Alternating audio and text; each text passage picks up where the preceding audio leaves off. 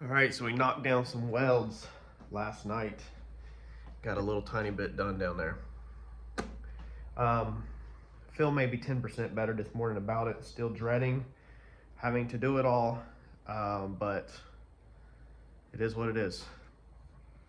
I think my biggest dread is the mess and the time consuming. I'm tired of the grinding dust and I'm just over it. I'm ready to keep moving forward with assembly in small items, not big tasks, giant tasks, I guess. I guess it gets exhausting after you do so many giant tasks over and over and over and over. So this morning, I guess let's dive into it. We need to go back to the other side and extend that side like we extended this side. I was laying in bed last night and I was like, wonder if I can use this piece if it's about the same length. Let's see here. Man, that really looks like the same exact length. Let's do it like that. That is. Dude, that is like, you can't make that up. That is freaking crazy. So we can keep our tacked on flange this morning. And we can literally, if this fits, we have to see if it fits. Because this header might be a touch different. Oh, nope. See, that don't fit on this side. Man, I was hoping that was going to fit. So this side is completely different than that side. I guess because the heads, one of the heads is farther back than the other. They're staggered on the Coyote. I don't know if all engines are like that or not, but they're staggered. And then this header is different length. It's behind the bolt. See, it's like behind the bolt in that curve. And then this one over here. This one's also behind the bolt in the curve. Huh. I don't know. I don't know what the difference is. But this one definitely is not going to fit like that one does. And this header is definitely way farther back because that thing is on the engine plate as far as distance. And this side's past the engine plate. And they're all, the down bars are set in the exact location off of the engine plate. So, all right, we'll have to make another one for this side. I guess we can cut these tacks off and reuse this one. All right, I guess let's get at it this morning. All right, this is why I kind of like to lay stuff out, because like on this side, and now our oil filter where we laid it at is like right there in the way of this downpipe. And I think that's how I want to do it so that they kind of stay symmetrical. I'm not doing this by purpose. As I told y'all, I had no plans going into this, but if we look at this like that, that kind of looks symmetrical, that pipe to that pipe. Now, obviously the distance is all wrong, everything's completely different, but at least they come out of the engine, kind of do the same thing, and we're working our way down to the bottom side of the car. So I'm thinking what we'll do is we'll go ahead and unbolt this filter housing right now and see if we can run the kit like that. And if we do, then we'll just relocate the filter housing, or maybe just put it over onto the other side. But that's why I kind of like to, like I said, I kind of like everything to kind of work together. And sometimes it don't work, but I don't want to purposely just build a kit and then try to fit my stuff on. If the kit works going like that, and if it does, then we'll relocate our filter housing. It's just tacked on. Everything's just mock-up. All right, so got that piece tacked on. About to go ahead and add the V-band flange, I think down here on this one. I think we're gonna put it down here. Why does that look like it's sitting crooked? Maybe it is. Let's straighten it out here in a second. But instead of putting it up there, I think I'm gonna put it down here, just to keep it low, I guess. I don't know. Maybe I should put it up there.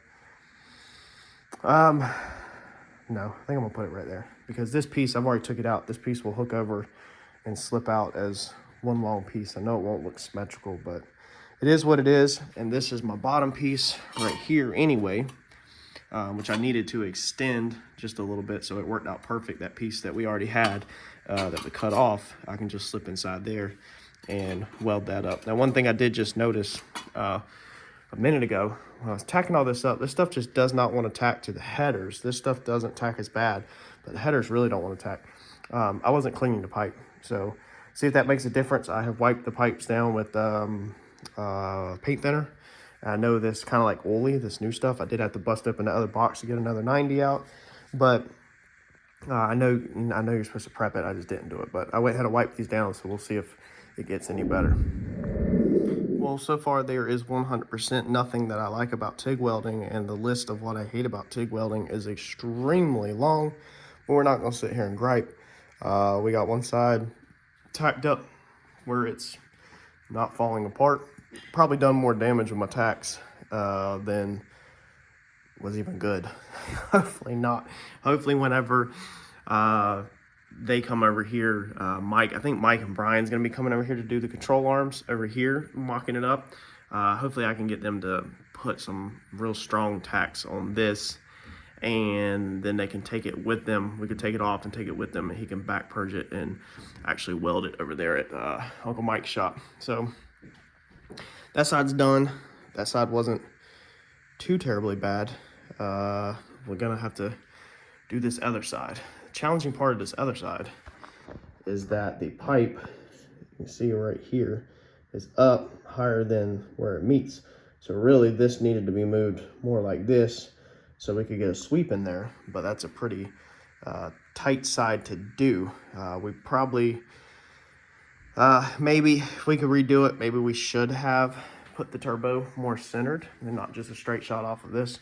But I guess either way, you pick and choose your battles. You either have a hard spot there, or you shift it way over here and you have a really hard, tight, very tight kick to get it into the intake. So at least this way it's a straight shot into the intake. And I'm pretty sure, I don't know a ton about turbos at all, but I'm pretty sure this is where your power is made at, I think, is how fast you can get that air and clean and efficiently into the engine. Again, I could be completely wrong, 100% new to turbos. I wonder how bad the exhaust side, I'd have to ask somebody that knows something about turbos, affects it. Like if you have a ton of bends and all that to move the air around through the hot side versus the cold side. Wonder which one you'd be better to put all your bends in for efficiency. Hopefully I did mine right, and hopefully the smarter move was to keep this nice and straight. And then you also got to remember, you got to put blow-off valves in here. So if I would have put it any other way, it'd been harder to do blow-off valves. Could have turned it like that, but then you would have had, if we would have turned it like that with the air going in, then you would have needed a 90 out, a big 5-inch 90 out the back to that. That would have put it way too close to tires, so then you would have had to kick up again like this and go like that. Then you would also had to come out this, curved like this, go like that. So I think my way overall was the most efficient, because this should be pretty much down and straight out. This should be straight in. The only thing I'm having to work some bends around is the hot side, and that side ended up not being super terrible. So let's try to figure out this side. I know you could pie cut and all that stuff, but I'm just really not trying to do that, as you can tell on this side. And you know, somebody with a ton of experience could have made this thing really nice on this side, but I just I don't have the money right now to be paying somebody with all that experience to do that, so I got to do what I can and then just pay somebody to weld it up at least. So let's figure out the most efficient way to get this guy into this guy. All right, now I took this piece off that I tacked on last night. All right, I tacked it on like that. It's just, as you can see, not gonna hit that right. Like a 90 is not gonna hit that. Now, I just looked up how to make pie cuts, okay? So there's some math to making pie cuts. There's a lot of math involved. And I like to be very honest and super transparent on here. I'm very lazy. I don't even know how I'm a painter half the time, because I hate prep work. I just want to do stuff. So we're gonna flip this around and try to work backwards, basically, to try to avoid the basically the math. Try to avoid pie cuts. I know that's how you get a really good looking exhaust system, but I draw the line on some stuff of my laziness versus looks. And this turbo kit is one of them situations currently. Now it might change in a year or so, but with the amount of work on my plate to get this car back together, this is where I draw the line, and I definitely want to take the lazy way out. So what we're going to try to do is I'm going to try to reverse it, which I've got hammered this back a little bit out of it. You can see it's a little bit kinked right there. But I think I'm going to try to come and work this way and try to get that fitted in there, and then maybe try to get this where I can just bend up a 90. I got to figure out where this thing falls at exactly like this, so that hopefully we can try to maybe squeeze the corner of a 90 in there.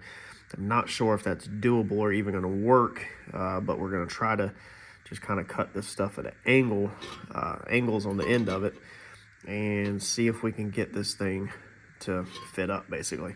That's what I'm going to attempt. Let's see if we can do it. What I did, no math involved at all, of course with two hands, is I put this in here, and there's a little bit of gap on the back side.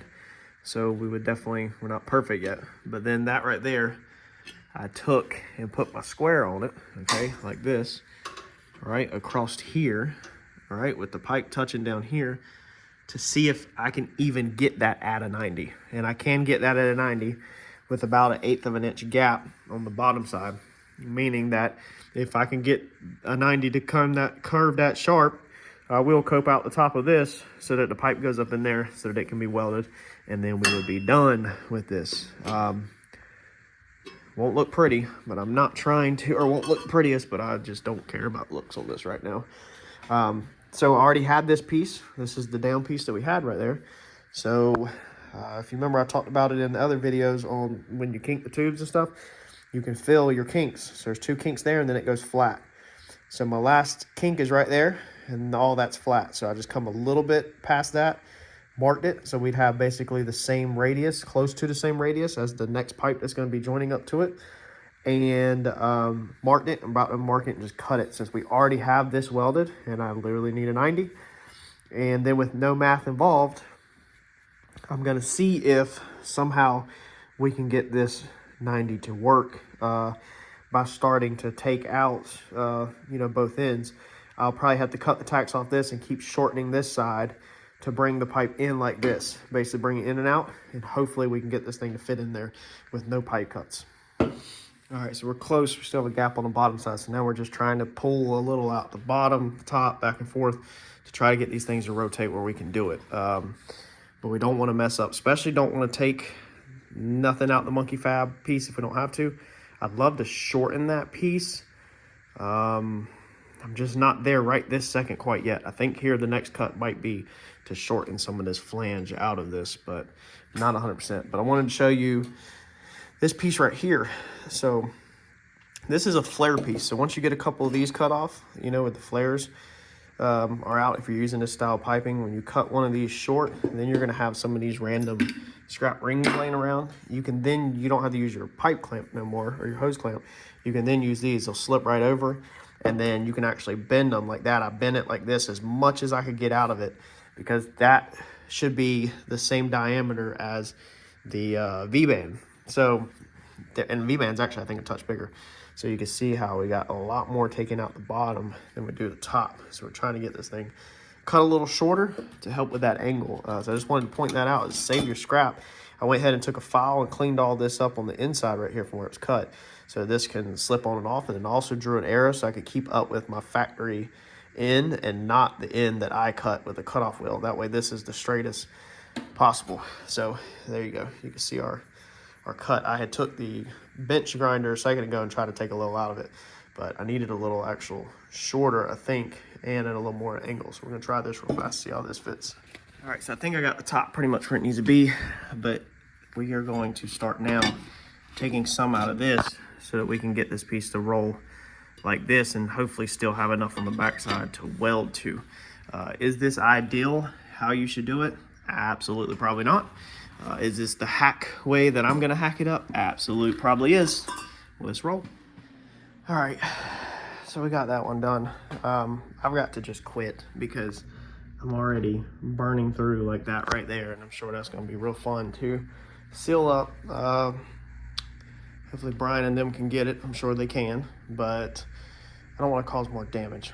Man, this one right here irritates me because I think I could have took a little bit out of that length, and that one appears to be where I kind of want it like that. For some reason, my eyes just want to push this down, even though it's pretty freaking straight. Like, kills right in with the headers. I don't know. My eyes are just saying to freaking push it down. That it's like kicked up, but it is what it is. That's all tacked together, barely. Like, I wouldn't trust them tacks too much, but they're there. As long as everything stay bolted together, it'll be fine. I'm gonna get Uncle Mike or Brian, if he wants to bring Brian, whatever. Somebody swing by over here and just put some better tacks on this thing for me. That way I can take it apart, and then they can take it to their shop, back purge it, and weld it all up all the way.